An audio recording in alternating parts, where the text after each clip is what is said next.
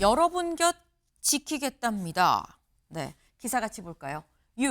늘 여러분 곁 지키겠다. 이르면 주초, 관저, 비울 듯. 윤석열 전 대통령 어제 입장을 내놨습니다. 국민 변호인단한테 내는 입장이긴 했습니다만 같이 볼까요? 이런 내용이었다는 거죠. 자유와 주권 수호를 위해 싸운 여러분의 여정은 대한민국의 위대한 역사로 기록이 될 겁니다. 라고 쭉 하면서 저는 대통령직에서 내려왔지만 늘 여러분 곁을 지키겠습니다. 힘냅시다. 감사합니다. 라고 입장을 내놨다라는 거죠. 김광삼 변호사님. 네. 대통령직에선 물러났지만 늘 여러분 곁을 지키겠다. 이건 어떻게 해석을 해야 되는 겁니까? 이제 해석하기 나름이겠죠. 네. 그러니까 대통령이 내려와서 이제 평범한 시민으로 돌아가겠다, 국민으로 돌아가겠다 이렇게 말씀을 하셨으면 아마 모든 사람들이 이제는 뭐 정치는 전혀 관여하지 않을 것이다 이렇게 해석할 여지가 있는데 늘 여러분 곁을 지키겠다고 하니까 오늘 앞으로도 계속적으로 어떤 보수층에 정치의 영향을 행사하려는 마음을 갖고 있는 거 아니야?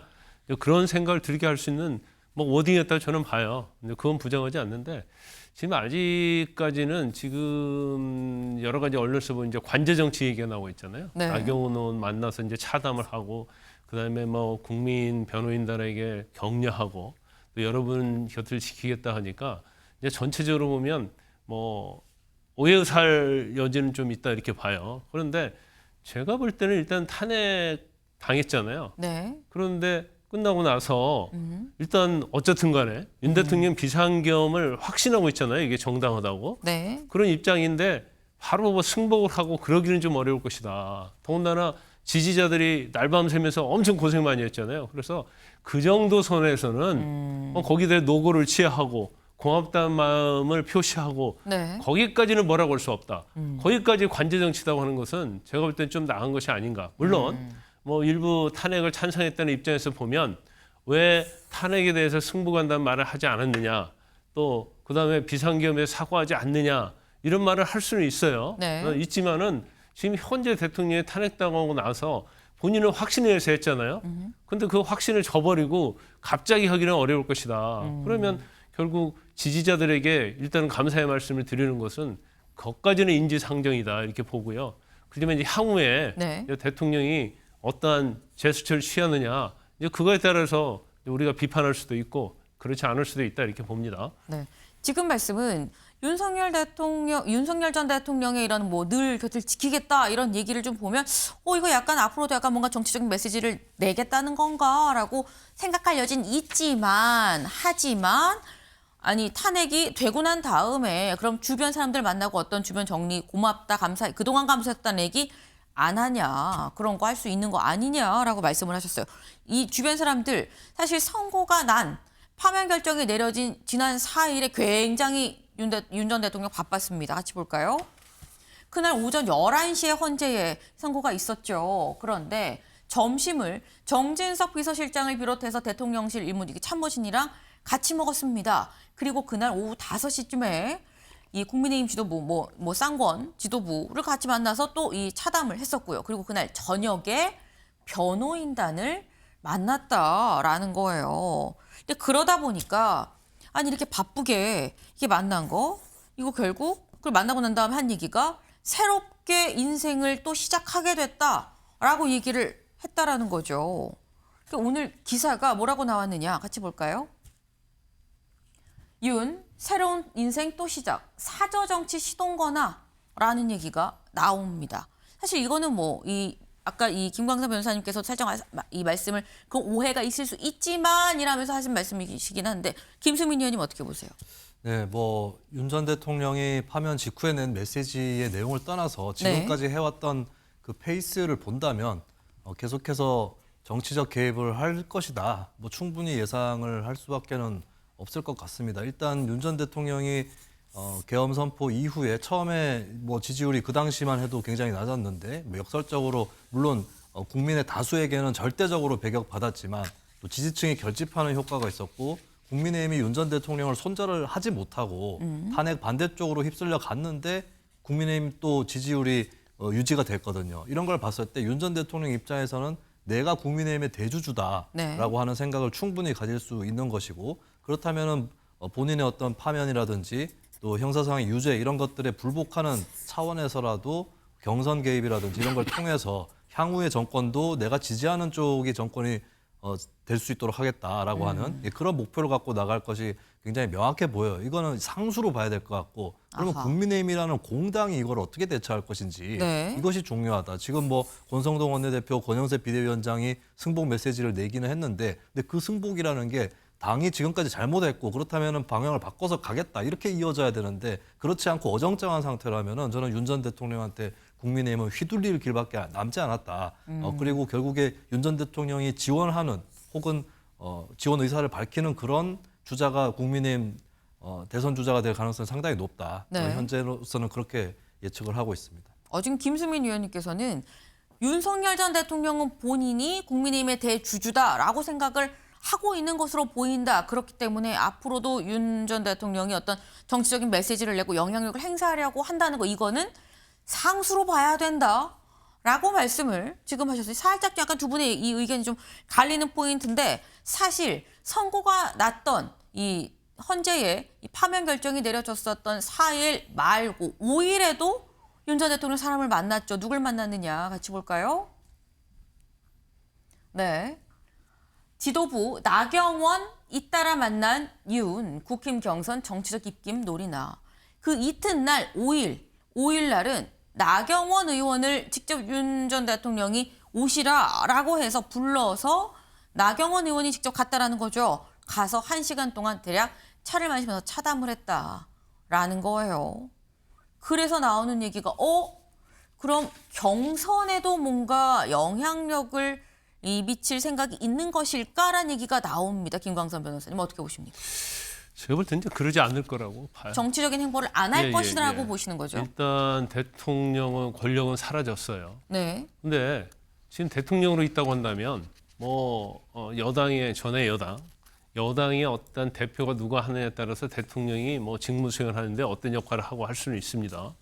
그런데 지금 계속적으로 대통령이 정치를 할 수 있는 입장이 아니잖아요. 그런데 국힘의 경선에 개입을 해서 누가 어떻게 보면 대통령 후보가 된다랄지 이런 데 영향을 미친다고 한다면 그게 윤 대통령에게 뭐가 돌아올지 모르겠어요. 근데 간혹 뭐 경우에 따라서는 또 유혹이 있을 수 있죠. 근데 이제 제가 볼 때는 이제 절대로 그러면 안 된다 이렇게 봐요. 정치적 영향력이 사실은 이번에 이제 탄핵을 하면서 이제 보수층이 많이 결집했잖아요. 네. 그게 이제 대통령에 대한 어떤 지지 이런 거라고 바라볼 수 있지만 또 그렇지 않을 수 있거든요. 이재명 대표에 대한 반감.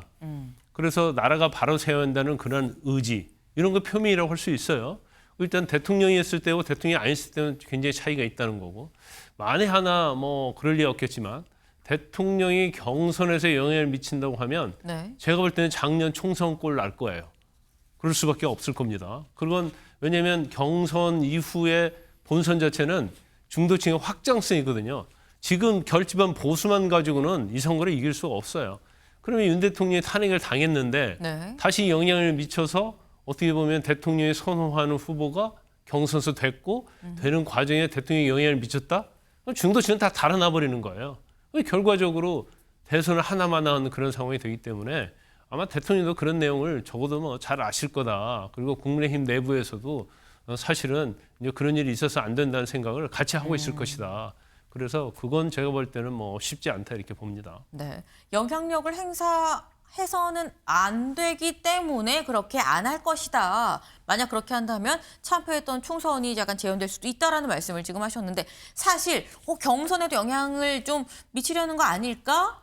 이 영향력을 좀 행사하려는 거 아닐까라는 얘기가 나오는 이유가 지도부는 지도부라고 하는데 나경원 의원도 왜 따로 불렀느냐? 그렇다면 나경원 의원 약간 힘실어주기 아니야라는 얘기가 같이 나오면서 경선에 영향을 주는 거 아니냐는 이런 얘기가 지금 이어지고 있는 거거든요. 그렇다고 한다면 김수민 의원님, 관건은 나경원 의원이 경선에 나가냐 안 나가냐를 보면 사실 좀 파악이 될 수 있는 부분인 것 같은데 나경원 의원 나갈까요 안 나갈까요?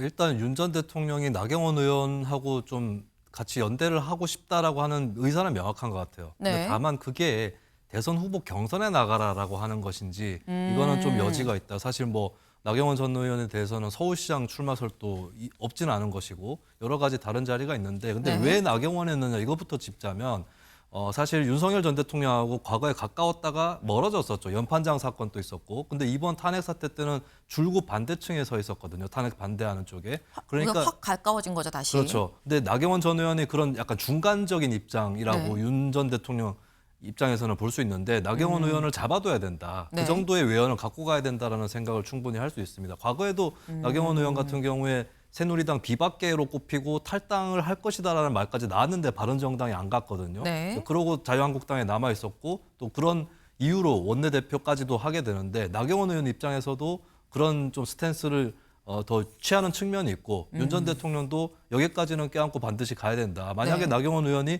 이제부터는 탄핵 다 잊고 다른 길을 가자 이렇게 얘기를 해버리면 친윤 쪽도 타격을 받게 됩니다. 예, 그런 의미에서 일단은 좀 껴안기에 들어갔다라고 봐야 될 것 같고 근데 그게 반드시 어떤 경선에 대선 후보 경선에 나가라 이런 메시지라고 단정 지을 수는 없다 이렇게 봅니다.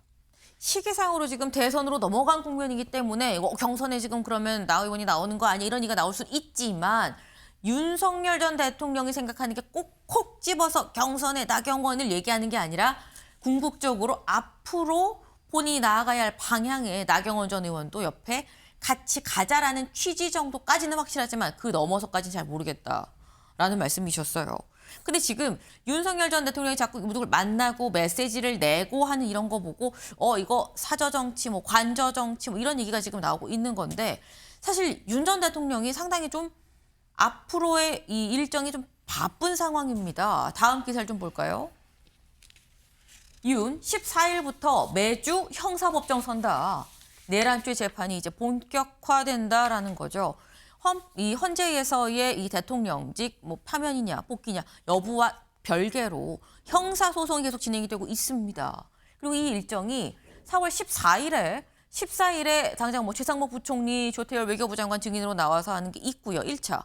그다음에 21일, 그다음에 28일. 일주일에 한 번씩 꼬박꼬박 나가야 되는 상황이다라는 거. 일단 4차 5월 1일 일정까지는 충분히 잡힌 상태다라는 건데 일단 요거부터 김광삼 변호사님.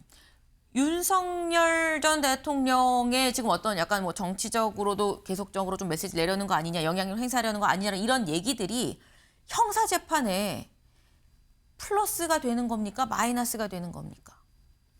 이제 플러스 마이너스를 떠나서요. 네. 이제 대통령이 앞으로 이제 재판 법정이 이제 자주 다닐 일이 생긴 거죠. 그렇죠. 그럼 일단 이제 내란죄와 관련해서 15일인가요? 그때 재판 잡히지 않습니까? 네. 14일 날 여는데 지금 이 재판 자체가 그냥 간단한 재판이 아니에요. 이제 엄청나게 규모도 크고요. 증인도 많고 하는 재판이기 때문에 거의 일주일에 한 번씩 재판 나가는 것이 쉽지 않을 겁니다. 그래서 이제 첫 번째 그거고. 근데 사실 탄핵과 관련해서 윤 대통령이 파면됐잖아요. 네. 그러니까 그거 헌법재판소에 결정하고 형사재판은 별개라고 볼 수도 있지만 이게 또 엄청나게 그 내란 목적 관련해서 국헌문란 목적 관련해서 그게 좋지 않은 영향을 미칠 거예요. 헌재에서 이번에 사실관계를 약간 판단을 내린 부분이 있죠. 그렇죠. 그래서 그 부분도 결정적으로 좀 불리하다 볼 수 있는 거고. 두 번째는 이제 대통령이었기 때문에 이전에는 직권남용죄에 대해서 이제 검찰에서 기소를 안 했거든요. 근데 그것도 제가 볼 때는 기소할 가능성이 이제 임박해졌다 이렇게 볼 수 있고, 그다음에 김건희 여사 같은 여사에 대한 이제 도이치모터스 사건, 네. 이것도 다시 재개될 가능성이 크고요. 그래서 또 명태균 사건 수사 중이지 않습니까? 그래서 저는 이제 대통령이기 때문에 검찰은 이제 조사를 못했지만 네. 거기에 대해서 조사할 가능성이 커요. 그러니까 재판 말고도 이제 수사 관련 것들이 많이 남아 있다. 그래서 사실은 이제 사법적인 것을 대응하는데도 시간이 굉장히 없을 거예요. 그래서 정신이 없을 것이다. 뭐 물론 그 사이에 어떤 메시지를 내고 그런 것은 뭐 시간을 뭐 요하는 건 아니겠죠. 네. 그렇지만 이제 본인 자체가 사법체계 시스템이 어떻게 보면 이제 갇혀 있다 이렇게 볼 수 있거든요. 그래서 아마 제가 볼 때는 이제 재판의 신경에 쓰는 데만 해도 상당히 많은 시간을 소요될 것이다 이렇게 봅니다. 네. 그러니까 지금 말씀은 뭐 지금 추가적으로 정치 행보를 앞으로 할 것이냐 안 할 것이냐 이런 여부가 중요하지 않을 만큼 그 여파가 있든지 없든지 이게 별로 그다지 중요하지 않을 만큼 본 재판 자체가 형사소송 요 재판 자체가 너무 중해서 극우 여파까지 사실 고려할 부분이 아닌 것 같다라는 말씀을 하신 것 같아요. 이 말씀이 지금 이 내란죄 부분도 헌재에서 사실관계 파악한 것도 있고 직권남용도 추가적으로 기소가 이제 탄핵이 됐기 때문에 될 수도 있고 김 여사 건도 추가적으로 더 나올 수도 있는 거 아니겠느냐라는 얘기를 하셨습니다. 네. 윤 전 대통령이 서초동 가는 날이 더 많아질 수도 있다라는 취지의 말씀을 하셨어요. 이것도 좀 봐야 될 것 같다라는 생각이 드네요. 저희가 준비한 소식 오늘 여기까지입니다. 오늘도 좋은 하루 보내세요.